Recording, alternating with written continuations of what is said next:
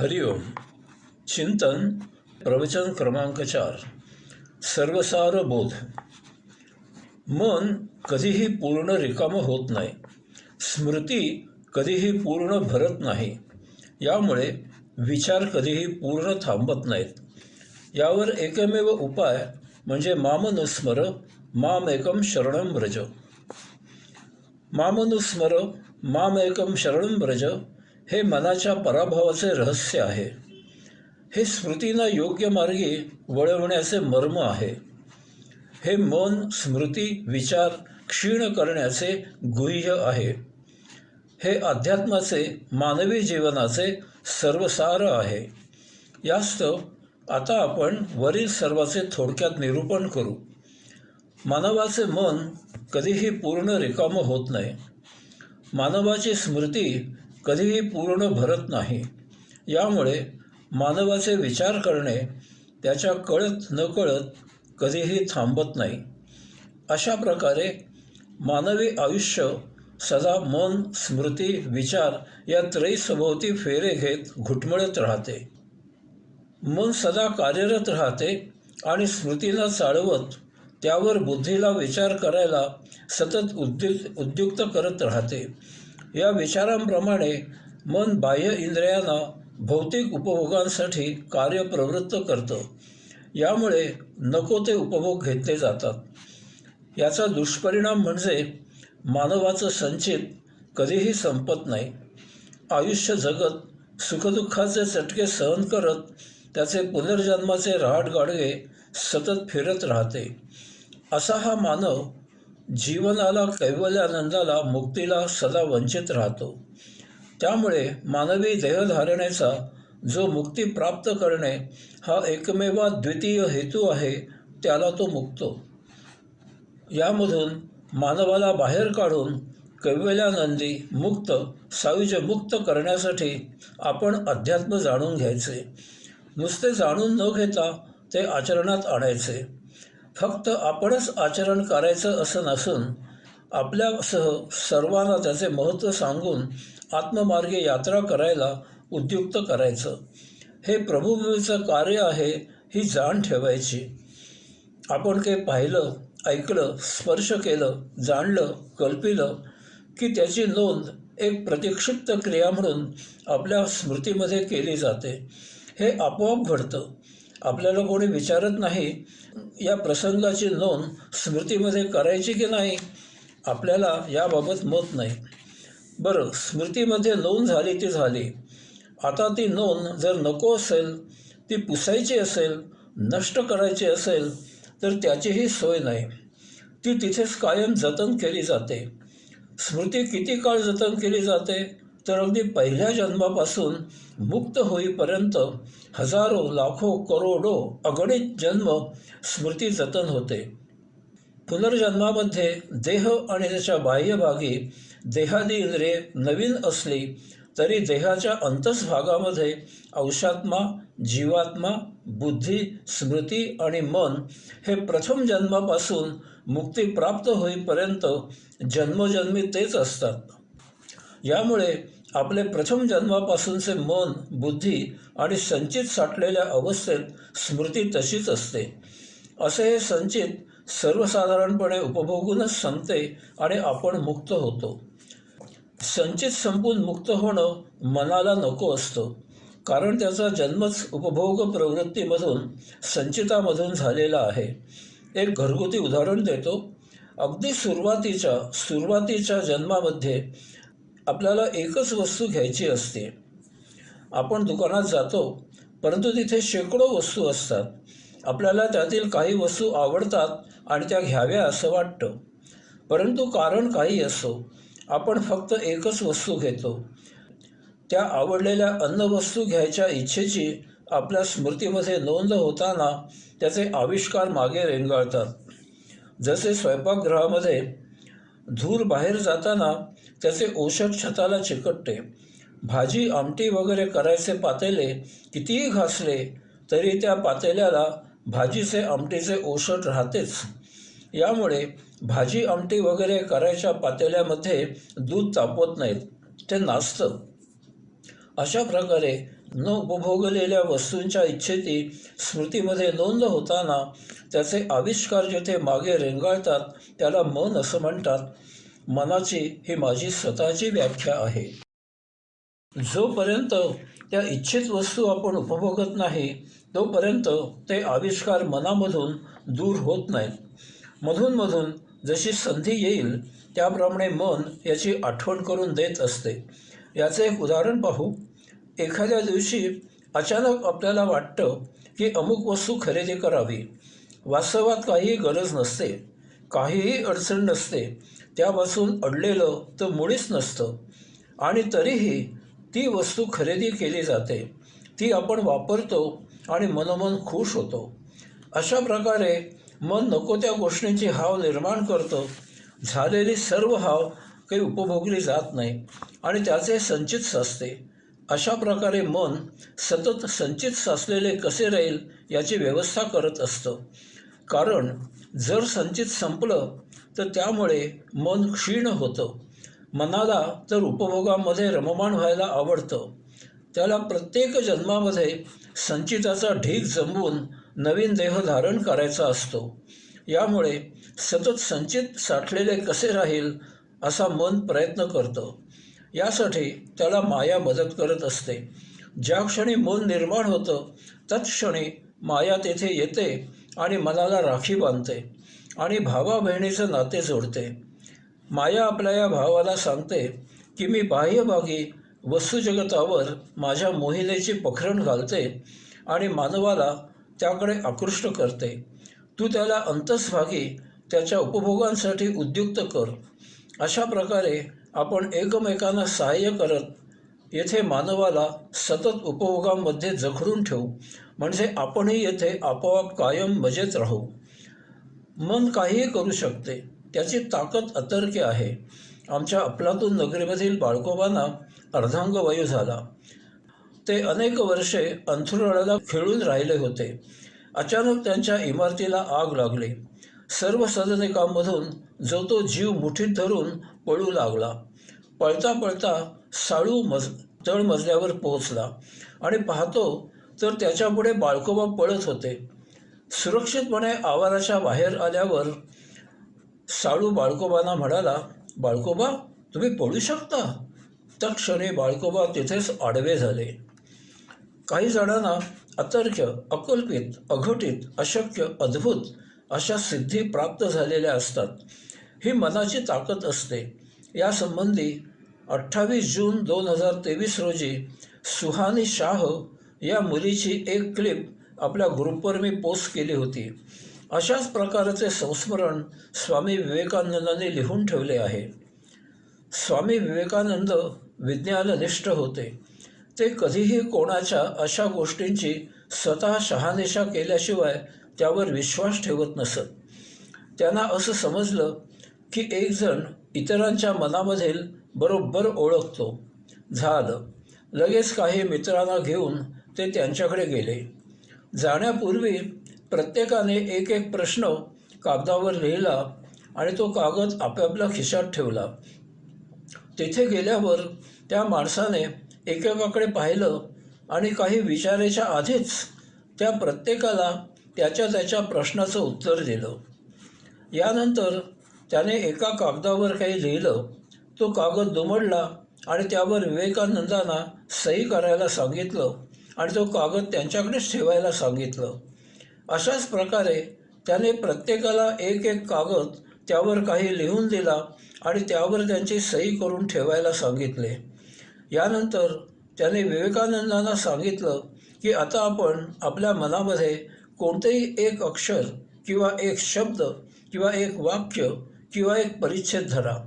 विवेकानंदाने संस्कृतमधील एक लांबलचक वाक्य मनात धरले. त्यावर तो म्हणाला की आता मी दिलेल्या त्या कागदावर आपली सही आहे याची खात्री करा आणि तो कागद उलगडा. विवेकानंदांनी तसे केले आणि पाहिले तर त्या कागदावर तेच संस्कृत वाक्य त्याने लिहिलेले होते. त्यापुढे असेही लिहिलेले होते की मी येथे जे लिहित आहे तेच हा मनुष्य मनात आणेल. त्यावेळी विवेकानंदांबरोबर तेथे गेलेल्या एकाने अरबी भाषेत एक वाक्य, दुसऱ्याने कुराणामधील एक उतारा, तिसऱ्या डॉक्टर मित्राने जर्मन भाषेत वैद्यकशास्त्रामधील एक वाक्य मनात धरले. तर त्यांना दिलेल्या प्रत्येकाच्या कागदावर तसेच लिहिलेले होते. हे प्रकरण एवढ्यावर थांबलं नाही. यानंतर विवेकानंद अन्य काही मित्रांना बरोबर घेऊन त्याच्याकडे गेले आणि त्यावेळीही त्या सर्वांना तसाच अनुभव आला. दुसऱ्या एका ठिकाणी विवेकानंद गेलेले असताना एकाने फक्त अधोवस्त्र अंगावर ठेवून बाकी सर्व वस्त्रे अंगावरून काढली. थंडी असल्यामुळे विवेकानंदाने त्याला स्वतःजवळील फक्त एक घोंगडी लपेटून घ्यायला दिली. मग त्याने त्या सर्वांना सांगितलं की आपल्याला पाहिजे त्या फळांची नावे कागदावर लिहा आणि तो कागद मला द्या. त्यावेळी हंगाम नसलेली फळे त्या सर्वांनी कागदावर लिहिली. त्याबरोबर त्याने त्या घोंगडीमधून त्या फळांचे ढीकच्या ढीक बाहेर काढले. ती फळे खाल्ली असता त्यांची चव हुबेहूब होती. शेवटी तर त्याने ताज्या टवटवीत न सुरगाळलेल्या त्यावर दवबिंदू असलेल्या गुलाबाच्या फुलांचे ढीक त्या घोंगडीमधून बाहेर काढले. विवेकानंदाने हे सर्व लिहून ठेवल्यामुळे ते सत्य असावे. ही जादू आहे असे त्या माणसाने विवेकानंदांना सांगितले, परंतु ते रहस्य उघड केले नाही. हे सर्व सांगायचा माझा हेतू इतकाच आहे की मनामध्ये महाविलक्षण शक्ती आहे, परंतु ते सूक्ष्म आहे. यामुळे ज्याला मनाच्या शक्तीचा उपयोग करायचा असेल त्यानेही देहातीत होऊन सूक्ष्म व्हायला हवे. यासाठी संपूर्ण जीवन परिपूर्ण शुद्ध आणि पवित्र जगण्यासाठी सम्यक आचरण करावे लागते. म्हणजे प्रत्येक गोष्ट कमी घेतली तर दुःख आणि जास्त घेतली तर सुख असे न करता यामध्ये सम्यक वृत्ती ठेवून आनंदात राहायला शिकले पाहिजे. या योगे आपला वैश्विक मनाशी योग जुळून आला पाहिजे, तरच आपल्याला कैवल्यानंदासाठी मनःशक्तीच्या सिद्धी प्राप्त होतात. वस्तू जितकी सूक्ष्म होत जाते तितकी तिची शक्ती वाढत जाते. आजच्या विज्ञानाने अणु परमाणु नॅनो टेक्नॉलॉजीने हे सिद्ध केले आहे. कोणतीही जड दृश्य साकार वस्तू सूक्ष्म होत होत शेवटी तिच्या मूलभूत निर्माणापर्यंत त्या सूक्ष्मातिसूक्ष्म आत्मपरब्रह्म पुरुषोत्तमापर्यंत जाऊन पोहोचते. परंतु ही अंतिम संपूर्ण पायरी नाही. ज्या दिवशी विज्ञान ब्रह्मांडामधील सूक्ष्मातिसूक्ष्म आत्मपरब्रह्म पुरुषोत्तमापर्यंत पोहोचेल त्या दिवशी ही अंतिम पूर्णता साध्य होईल. त्या दिवशी सत्ययुग पुन्हा सुरू होईल. मग एखाद्याने दानववृत्ती दाखवली तर कोणी योगी नुसत्या शापवाणीने किंवा नेत्राने त्याचं भस्म करेल. कारण सत्ययुगामध्ये मनाची अद्भुत शक्ती विधायक कार्याला वापरली जाईल. मी आपल्याला पूर्वी सांगितले आहे की एका ठिकाणाहून दुसऱ्या ठिकाणी अल्पवेळात प्रकट होण्याची सिद्धी काहींना प्राप्त झालेली असते. ती मनाची अद्भुत शक्ती असते. ते कसे होते ते पुन्हा येथे अगदी थोडक्यात सांगतो. आपला देह पंचमहातत्वांपासून धारण केलेला आहे. एका ठिकाणी असा सिद्ध आपला देह पृथक करून पंचमहातत्वांमध्ये विलीन करतो. या योगे तो जीवात्मा स्वरूप सूक्ष्म होतो आणि त्या योगे अंतराळामधून अल्प वेळेत अन्य ठिकाणी जातो. तेथे तो पंचमहातत्वांमधून आपला देह पुन्हा धारण करतो आणि तेथे प्रकट होतो. अशी सिद्धी प्राप्त असलेले महायोगी बाबाजी पुण्याचे शंकर महाराज यांनी अगदी अलीकडे काही अगदी 60-70 वर्षांपूर्वी त्यांच्या या सिद्धींची प्रचिती दिलेले चक्षुर्वे सत्यम अनुभव लिहून ठेवलेले आहेत. योगाधिराज पातंजलीने मनाच्या शक्तीला दुजोरा दिला आहे. त्यांच्या काही सूत्रांचा येथे संदर्भ देतो. पाद पहिला सूत्र क्रमांक 2 चित्तवृत्तींचा निरोध केल्याने योग साध्य होतो. पाद पहिला सूत्र क्रमांक 3 चित्तवृत्तींचा निरोध झाला की द्रष्टा स्वरूपात स्थित होतो. पाद क्रमांक 3 सूत्र क्रमांक 16 निरोध परिणाम, समाधी परिणाम, एकाग्रता परिणाम अशा 3 परिणामांवर संयम केल्यास भूत आणि भविष्य यांचे ध्यान होते. पाद क्रमांक 3 सूत्र क्रमांक 18 संस्कारांवर संयम केला तर पूर्वजन्माचे ज्ञान होते. पाद क्रमांक 3, सूत्र क्रमांक 19. दुसऱ्याच्या लक्षणांवर, अवस्थांवर संयम केल्याने त्याच्या चित्ताचे ज्ञान होते.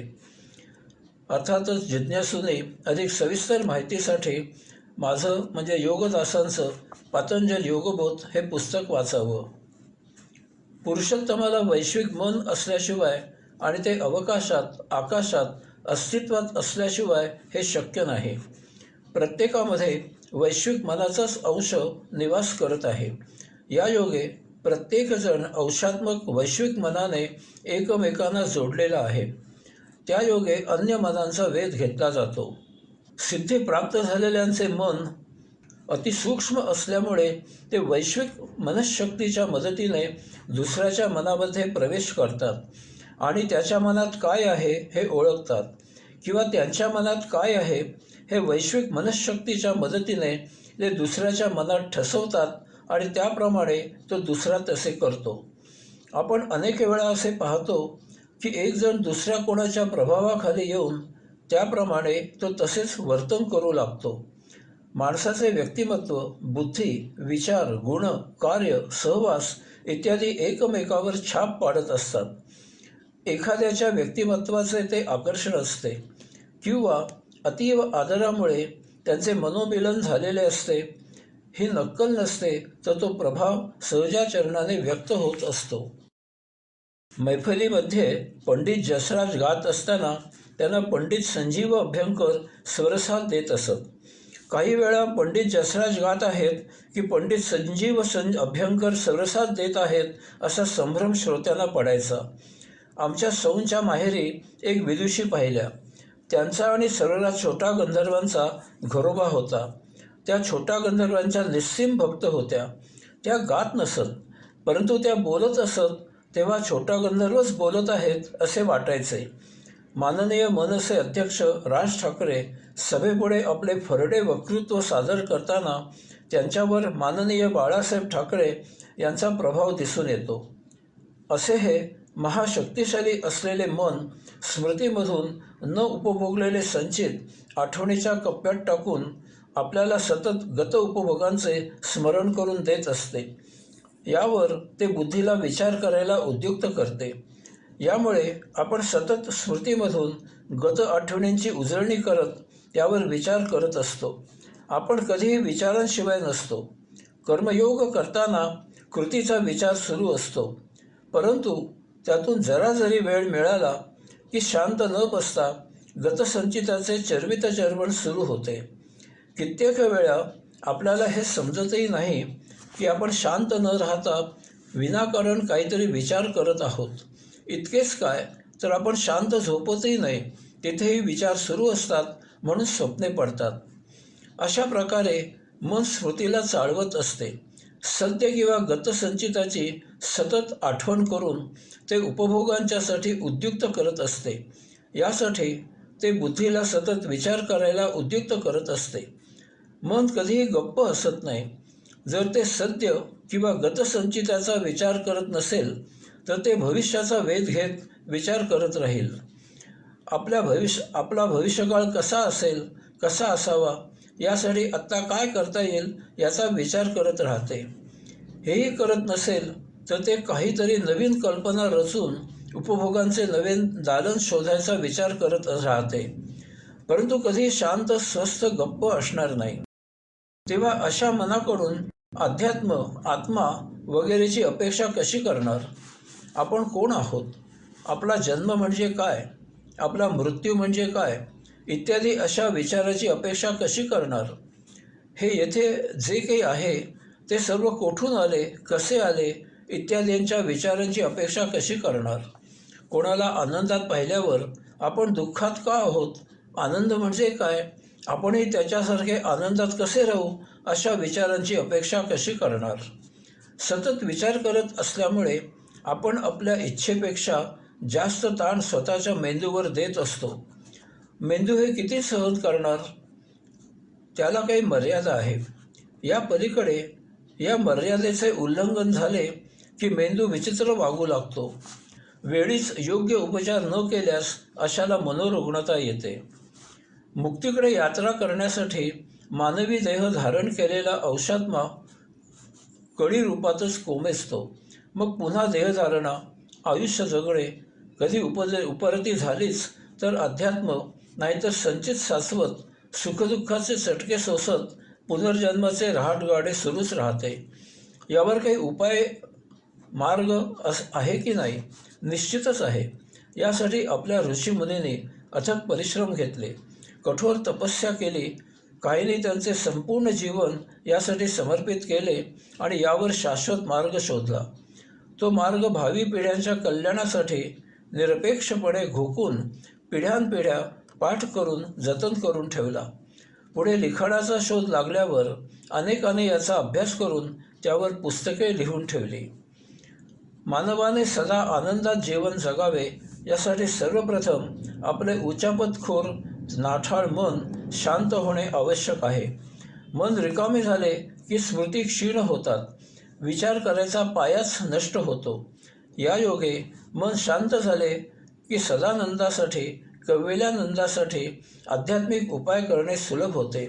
कारण मन शांत झाले की मायेचा प्रभावही कमी होतो, मायेवर नियंत्रण मिळविणे शक्य होते. मी अगोदरच म्हटले आहे, सर्व आध्यात्मिक तत्त्वज्ञान हे मनासभोवती फेरे घेत आहे. मनाला माया नादी लावते आणि मन बहकते. यामुळे मनाचा अभ्यास करणे अत्यावश्यक आहे. मायेचा दुसराच करायचा नाही. मायेचा उपयोग कसा करता येईल हेही आपण अभ्यासायला हवे. असा अभ्यास करता करता आध्यात्मिक तत्त्वज्ञान, सिद्धांत त्यांचा अभ्यास करायचा आणि समग्र जीवनाचा सत्यार्थ जाणून घ्यायचा.